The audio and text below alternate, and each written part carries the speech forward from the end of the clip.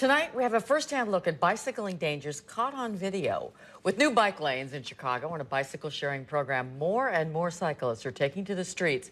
But how safe is it? ABC 7's Eric Hong joining us tonight with a new tool that cyclists are using. Eric. Kathy, there's already a fair amount of tension between cyclists, drivers, and pedestrians.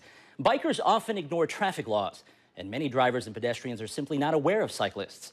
If there is a crash, determining who's at fault can be difficult, which is why these cameras are ending up on more and more bikes. The video is eye-opening, showing a bicyclist in survival mode. I try to prepare myself for reacting, so I have my hands on the brakes, but a lot of times that happens so quickly, it's hard to react. Ralph Winterpocht is the man behind the lens, using this handlebar-mounted camera to show others what he sees, from careless drivers and oblivious pedestrians, to this ambulance crowding his bike lane and fellow cyclists recklessly ignoring red lights. He's being an idiot. Check out this driver leaving his car. Instead of waiting for me to go by, he actually just started across the street. So I actually ended up going between him and the door. Winterpocht is among a growing number of bikers documenting their rides. This video of a hit-and-run accident in California helped identify the driver's license plate. When it's a car versus bicycle, you have a much greater likelihood that it's going to be a hit and run. A common cause of cyclist injuries is dooring, as seen in this YouTube clip viewed nearly 200,000 times. But Winfield Cohen says watching a viral video can't compare to experiencing dooring firsthand. I was in a bike lane, got thrown into the street from that bike lane in front of a moving vehicle. Days in a coma and months of rehab followed. I will never get back on a bicycle in the city of Chicago in city limits with the congestion, even in bike lanes like I was in.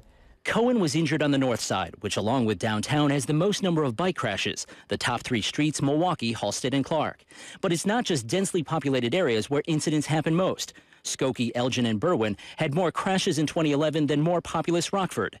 And Evanston, which ranks 24th in Illinois population, was second only to Chicago.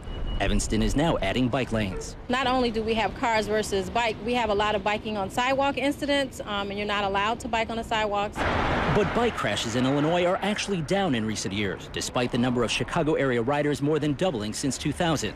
With growth comes familiarity. History tells us with modes of transportation that at some point, with more and more use, the number of crashes declines.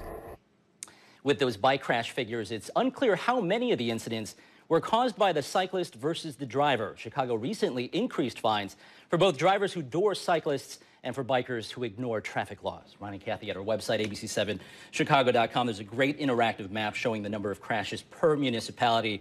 People can go and see how their community fares. All right. Thanks, Eric.